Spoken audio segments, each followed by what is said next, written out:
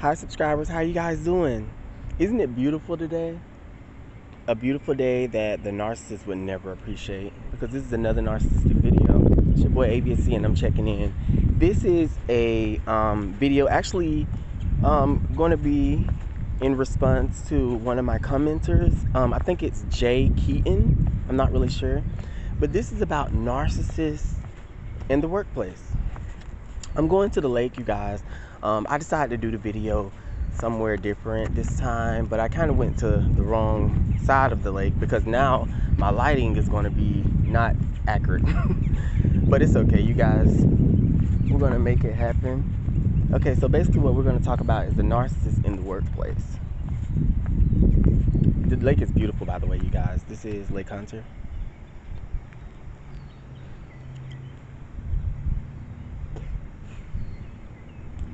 Okay, so as you guys may know it, we all have to do what we have to do to provide, right? For ourselves. We all have to make a living, right? An honest living at that, for most of us that do have morals. But yeah, every time you're in the workplace, you're going to encounter one of these fucktards, narcissists. The narcissists in the workplace, they're very, very manipulative in the workplace. And everything is literally going to go the way they want it to go, or they don't want to have no dealings with anyone. See, what they do is they friend the coworkers that they feel are naive and easily manipulated. And then what they do is, of course, they also have targets. These targets range from empaths, the ones that they want to manipulate, that they're trying to get to know. It also ranges from the ones that they're really, really jealous of, that they really don't, want to have any dealings with, but these people just so happen to work on a job, and these people have been on their job for years. The narcissist will do everything in their power to jeopardize that. Under the radar, where these people do not know. What they do is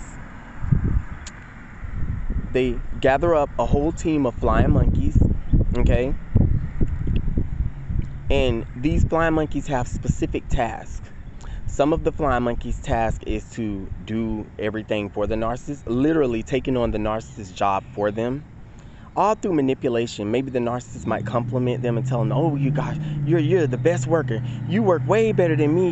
That's the reason why I saved this assignment for you, because you do it so much better than me." And they'll juice this person up to the point where this person is like, "Oh, I don't want to let him down. I knew I do a good job." All because they're trying to seek validation and through the narcissist. They'll also have the flying monkeys whose task is to go out and jeopardize, spread a lot of malicious gossip against their targets, the ones that they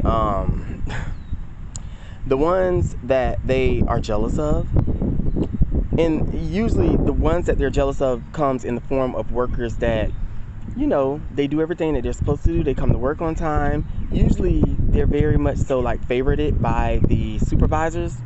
And this is what narcissists do. Narcissists hate them, and their job is to annihilate their career at all costs. The narcissists also, they become complacent at a place where they know that they're easily able to get away with these manipulations. Hold on one sec, you guys. I'm going to come over here because the sun is killing me now. Yeah, in the workplace, they love a job that literally any and everything goes. Basically meaning it might be a job where the supervisors don't really monitor the workers. I'm not saying the workers' performance, but they're not always keeping their eyes open for every single thing that's going on at the job. And narcissists love these type of environments. They feel the more the merrier, and it's easier for them to get away. Another thing that they use the flying monkeys for, or they would have a task for a flying monkey, would be to get back to the person that they want to pursue. And usually this person is an empath.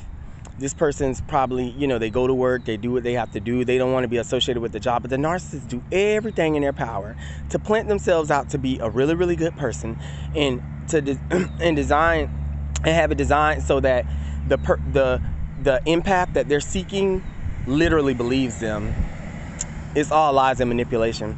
And the thing about it is, They build up and they try to keep tabs on every single thing about this empath. So when things go wrong and sour or sideways, because they're toxic as fuck, then what they do is they use everything against the empath that they've gained, and before you know it, the empath's job is jeopardized, and the narcissists don't care, because that's just the way they are. They're just evil little demons that spread evil seeds everywhere. Everything that they touch is toxic. Everywhere they go is toxic.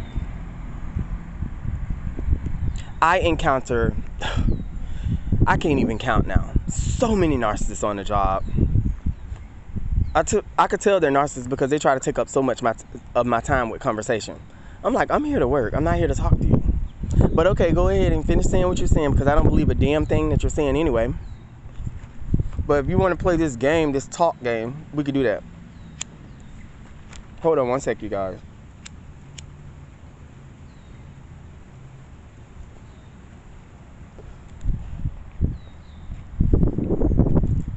It's really bad for the person that the narcissist is jealous of in the work environment, because what they do is they try to find the least little thing. Sometimes they'll even try to befriend the people that they're jealous of, and what they do is they gather information that they can use against this person in later times. And a lot of times the information is not always brought back to the person that the narcissist did it until it's too late, till the job is lost. The narcissist will go to the supervisor and say subtle little things. For example, if they befriended somebody that they're jealous of that actually smoke weed or marijuana or whatever, what they'll do is whenever they maybe are closing a shop or something with the supervisor, they'll say, yeah, and it's just, such and such has been acting strange lately, Like I was saying, I was like, man, I don't think they smoke, but you never know, Hey, I passed my drug test, and you might want to drug test them. Little things like that, subtle little things. And the thing about it is, the supervisor will be like, oh, that's so wonderful, thank you so much for looking out for the job, and plant the narcissist to be like this really, really good person, when really the narcissist is using them in a manipulation tactic anyway.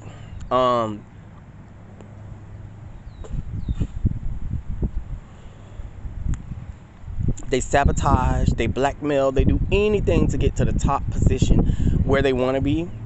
They really want to have 100% control, and they're always jealous of any managers and supervisors that have that control, that have that power.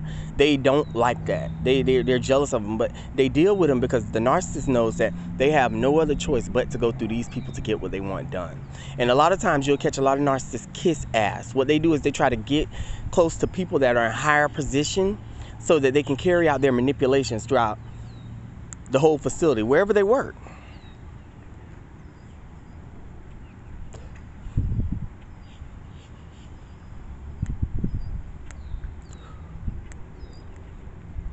The best thing to do if you're working on a job and you encounter a narcissist, stay away from them. No conversation, unless it's pertaining to work. Don't get into talking to them on breaks. Every time they try to link up with you or try to get into your game room, oh, I gotta go, yeah, it's da-da-da-da. Be very, very standoffish. This is the reason why it's not good to talk to a lot of people when you're at work. It's good to just go to do your job and leave. Let me tell you, that strictly is my goal every single time I go to work. But I always encounter a narcissist every single time.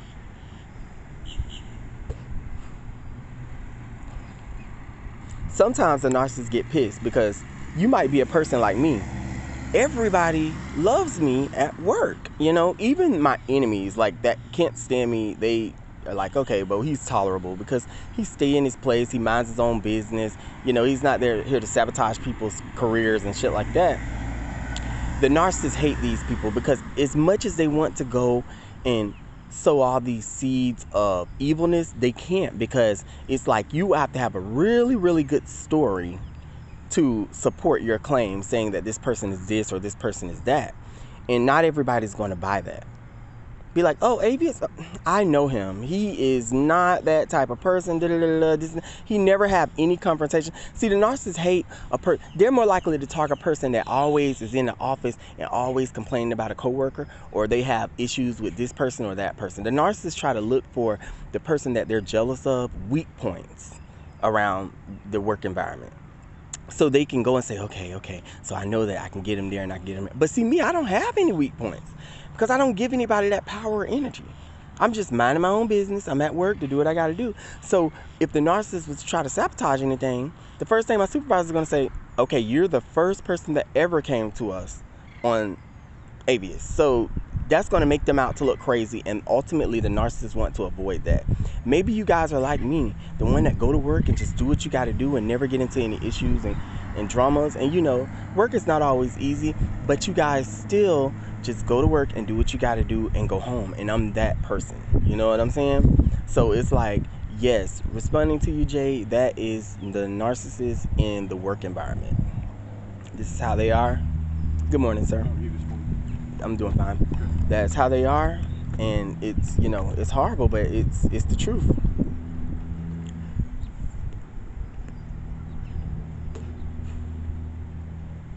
They're on every job. Now, let's talk about the narcissists in higher positions. Yes, ladies and gentlemen, unfortunately, we have the narcissists that they are the manager. They are the supervisor. And you best to believe they use that power to their advantage. A lot of times they'll get innocent people fired that had nothing to do with what they claimed this person did. And let me tell y'all something. That person, whoever that person that the narcissist is doing that to, let me tell you something. Don't worry about it. Because see, what comes around goes around. God already see them. He already knows what they're doing. See, they might try to hide from people in normal society and run all these manipulations, but God is very well aware of that. So he already have a better job lined up anyway. You see what I'm saying? See, it's one thing for you to do what you got to do and try to jeopardize this and da-da-da-da, but you can't do that when it comes down to supernatural forces. Good morning, sweetheart. You can't do that, because see, what happens is God sit high and look low, and he's always watching out for the ones that the narcissist is targeting that are innocent, which is literally everybody. And the thing about it is, the narcissists, they try to draw on so close to the ones that the empaths that they target, that in the work environment, they try to draw so close. So before you know it, the empaths is at their house. The empath enjoy the weekend at their house. The narcissist does that, try to get really, really close to them and everything. That's why you just have to be hyper vigilant and be careful. Watch the ones that's on the job environment, that always on the work environment, that always have a lot to say about every single thing. Watch the ones that's always like a little tattletale, that always is up under the supervisor's wing, literally kissing ass for brownie points. This is a narcissist. So when they do go and say something, that's when whoever the supervisor is like, oh yeah, okay, I feel where you're coming from. And then they sadly carry on and do the bidding of what the narcissist would want, the evil deed done, you know? The best thing to do is to stay to yourself, do your job, and like one resident told me where I work at, she said, you do what you have to do, baby, and God will do the rest. Okay? I love each and every last one of you. You guys have a wonderful and blessed day, and I'll see you guys in another video. Bye-bye. Before I leave, I do want to give you guys an overlook of this beautiful lake. I love this lake. This is actually the neighborhood I grew up in. This is Lake Hunter. I can't flip my camera. I wish I could, but I can't, so I could just give you guys like a view of it. But it's very peaceful here. I decided to do the video somewhere different instead of in my apartment. I know you guys kind of get bored with that background, you know. But I love each and every last one of you, and I'll see you guys later. Bye-bye.